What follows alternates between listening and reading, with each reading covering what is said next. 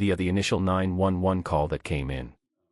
A bizarre 911 call, a drunk man claiming his daughter was kidnapped, and a violent confrontation with 4 police officers. But this case isn't as simple as it first appears. Mental health, alcohol, and years of avoiding an outstanding warrant are about to collide inside this courtroom. The judge faces a difficult choice between accountability and second chances. And the final sentence may surprise you. The initial 911 call that came in reported Mr. Luttrell engaging in some odd behavior, including crawling around on the grass, making comments about his daughter being kidnapped. And so certainly things that would lead a reasonable person to believe that he was suffering from some mental illness. Now, with that being said, he was also highly intoxicated, and we don't challenge that in any way, shape, or form. He admits to that. He understands that. He's been working on his sobriety since this occurred, so we're not arguing that he wasn't under the influence as well. But the request was really in the nature of getting him some help, more so than it was getting law enforcement involved because of any criminal activity that he engaged in at that time. It did result in a violent encounter with the police. We certainly understand that the court takes those things seriously, so we don't mean to minimize what occurred. There was some body cam footage of it as well. And when the body cam starts, you see Mr. Luttrell ordering the officers off the property. Officers obviously said it doesn't work that way when he refused to follow their lawful command, specifically to get on the ground. That's what resulted in the confrontation with the police. He was physically. Mr. Luttrell, you don't have to tell me anything today. If you don't, I don't hold that against you. But you may make any statement to me you wish. Is there anything you want to say, sir? I just appreciate any considerations, and thank you for your time. How willing are you to take care of this Indiana outstanding warrant? I could take care of it as soon as I have this taken care of. Well, I mean, you've been able to take care of that since 2017. Yeah, You failed to appear. I did run from it. I admit to that. But if I even consider putting you on probation conditions, you got to travel to Indiana and physically own up to that warrant. If they put you in jail, they put you in jail. Okay. You're willing to do that? I would be willing to do that. Mr. Radsbaugh, any recommendations from people? Judge, first of all, we agree with the recommendations of the department. And I think even with the recommendation, I would be willing to do that. This is a major turning point. The judge isn't just focused on today's charge, he's looking at a warrant that's been hanging over the defendant's head since 2017. For 7 years, that case remained unresolved. Now the court wants to know whether he's truly ready to take responsibility. with the recommendation for jail, some period of probation, I think, is important to follow up and make sure he is continuing with his mental health treatment and his medication, and B, remaining sober. Judge, had he been following his medication regimen, we might not even be here today. If he had not compounded that mistake by then consuming alcohol to the point of intoxication without taking his medication, we probably wouldn't be here today. But the bottom line is he did both, and as a result put 4 officers at risk, got into a heck of a tussle with the 4 officers, tried to spit on them. We can't have our officers subject to that, Judge, so some consequences is appropriate. They recommended 9 months. I guess I would leave that up to the court's discretion, but I don't think that's inappropriate. It's about the middle of the guidelines. And insofar as any lingering issues in Indiana, yes, he'll have to take care of it, but I think he should take care of what I believe is his obligation to the law enforcement here by serving some time in We jail. probably wouldn't be here today. The prosecutor's argument is simple but powerful. Mental health struggles matter, but voluntarily stopping medication and then becoming heavily intoxicated changes how the court views responsibility. According to the prosecution, this wasn't just bad luck, it was a series of choices that put officers at risk.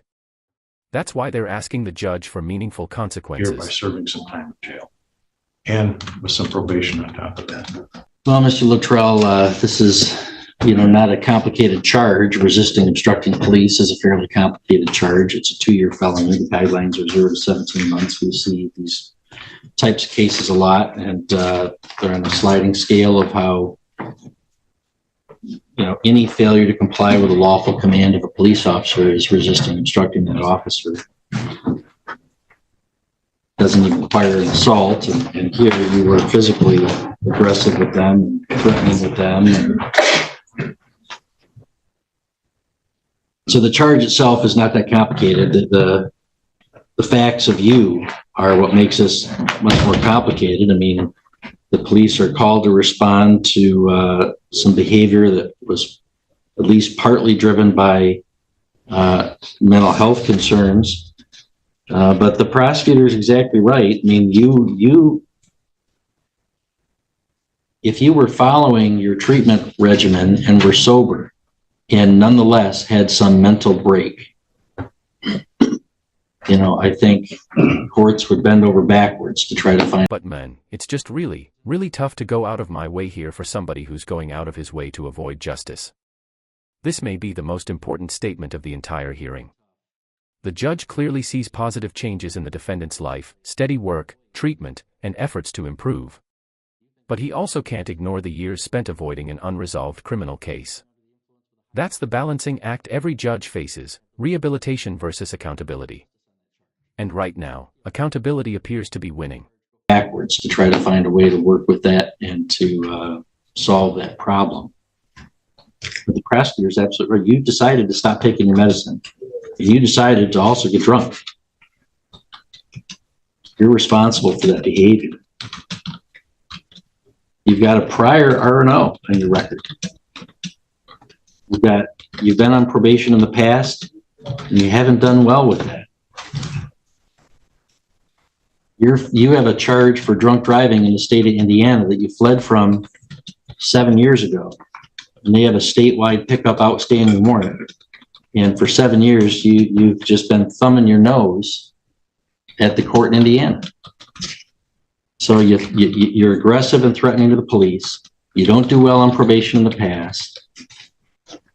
You're thumbing your nose at a court system as we stand here today. And then you come here and you want us to help you. But what makes it tough is it's very tempting to do so. I mean, I've got some good letters from your employer. This was a couple years ago. You've gotten back on your treatment, and you're engaged, you're working. I'm hesitant to kind of upset the apple cart with those things. I really am. But man, it's just really, really tough to go out of my way here for somebody who's going out of his way to avoid justice. You've been going out of your way for 7 years to avoid justice for a serious charge, driving under the influence with a high BAC. The people of Indiana have the right to have justice on that charge. I don't know if you're guilty of it or not, but they've got the right to have that charge go forward. And you're an absconder from justice on that charge. So I don't know. I don't think putting you on probation is a great idea. So there's fines and costs of $130, crime victims assessment $68, state costs $350, and court costs, and I'm going to order you serve 6 months incarceration in the Prescott County Jail with credit for 4 days previously served. It is a sentence within the advisory guidelines.